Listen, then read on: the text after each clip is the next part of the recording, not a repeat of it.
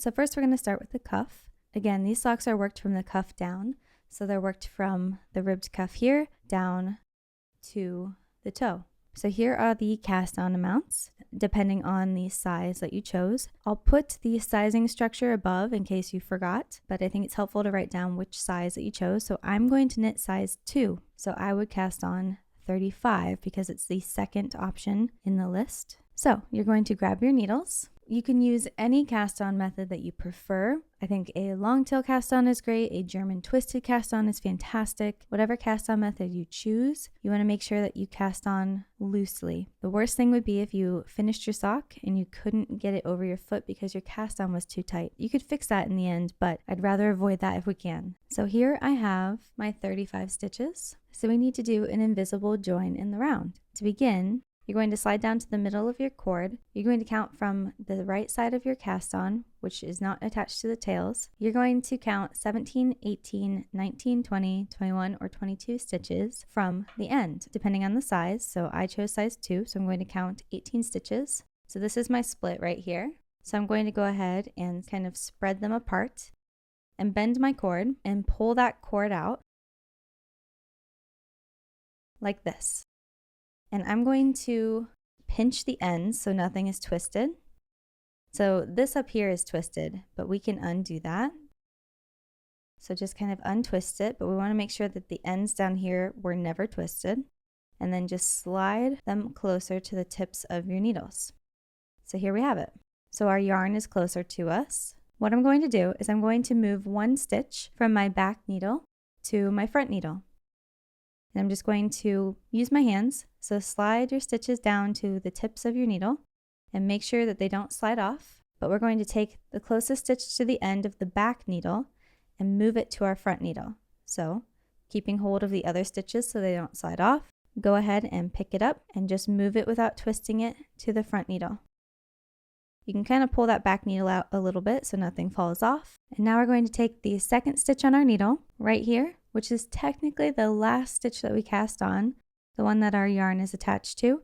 We're going to pull it over the one that we just slipped and off the needle. So go ahead and grab it just with your fingers, and you can hold on to that other stitch with your finger if you want, but go ahead and pull it up, over, and off.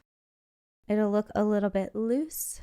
You can go ahead and pull that needle up so nothing falls off, and pull on both ends of your yarn to tighten it up, and you have just joined in the round. It should look like this. There should be a join at both ends of your magic loop. So we need to turn our work. So go ahead and just grab it and just flip it. So now go ahead and grab a stitch marker, a removable stitch marker, and place it in the fabric of the needle that is now closest to you.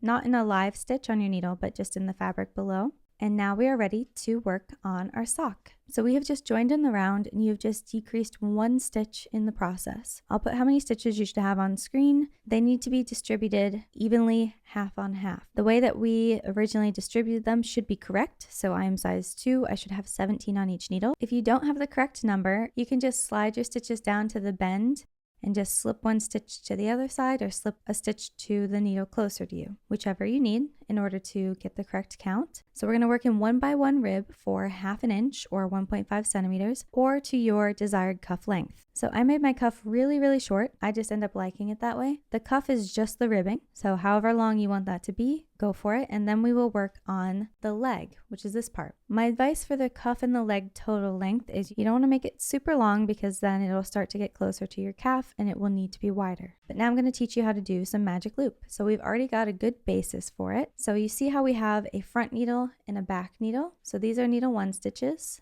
and these are needle 2 stitches. I'm going to bring the working yarn in between the needles and around kind of towards the back. Okay, so in between like this. And now we're going to pull out needle 2 or the back needle. Pull it out until you have a little bit of cord on the left and enough cord on the right to comfortably knit with. And you can slide your needle 1 stitches up closer to the edge. Holding your needles like this, if you've never done magic loop, might take some getting used to. It becomes much easier after you have a few established rows. The first couple rows always feel a little bit clunky and weird, so don't give up. It'll start to feel better after you've worked a couple inches. So I grab onto my yarn like normal, and I kind of hold on to the front needle as well, like this. You don't have to do exactly what I do, but I'm I'm just holding it with my middle finger a little bit and holding the yarn with my back 2 fingers. Just as reference, I'm a continental knitter, so I hold the yarn in my left hand. If you hold the yarn in your right hand, nothing wrong with that, it's just a different style. Now we just need to work in 1x1 ribbing for 1/2 inch. So knit the first stitch, yarn to the front, and purl the next stitch, yarn to the back and knit the next stitch, yarn to the front and purl the next stitch, and just repeat that until you've knit all the stitches off of this first needle. Some sizes will have an even number of stitches on each needle and some will have an odd. I have 17 stitches, so I'm going to end on a knit stitch. So I knit 1, purl 1 until I have 1 stitch left, and then I end with a knit stitch. Okay, and the other half of my needles will be a purl 1, knit 1 until I have 1 stitch left, and I will end with a purl 1. So this is just assuming that you are able to read your knitting a little bit to remember if you're working with an odd number of stitches. On the first half of your stitches, you begin with a knit 1, end with a knit 1, and on your second half, you begin with a purl 1, end with a purl 1. We have just finished our first half. So go ahead and slide these stitches up onto the middle of your needle for now. You can drop your left hand needle, and we're going to turn our work. Just go ahead and grab your work here and flip it. And now we need to push on the loose cord here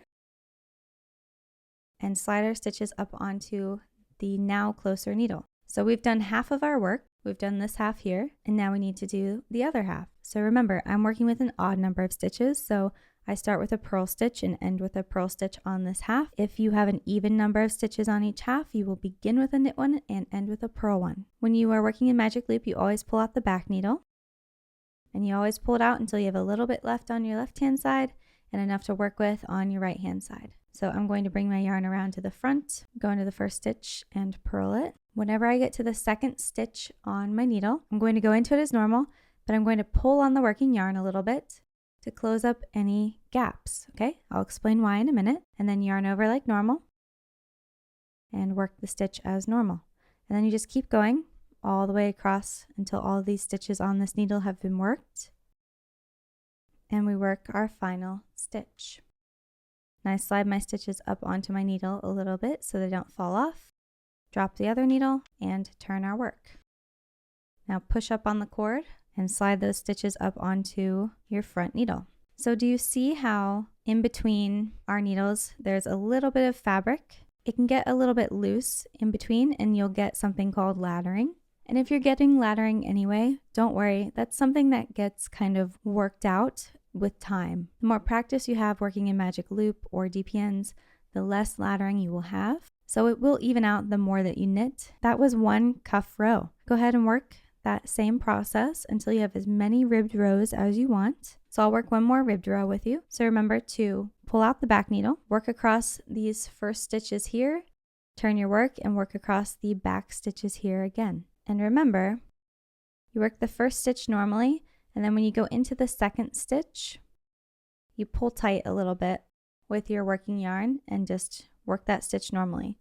You don't have to pull super tight. You just want to kind of close the gap. You don't have to be super insane with how tight you pull, but just go ahead and work a few more cuff rows and I'll meet you back here for the leg. So now that we've knit the cuff for about 1/2 inch or your desired length, it should start to look like this. We're back to our marker, so we know we're back to the beginning of the round, and it should look like this. You can see how this is the beginning of a sock.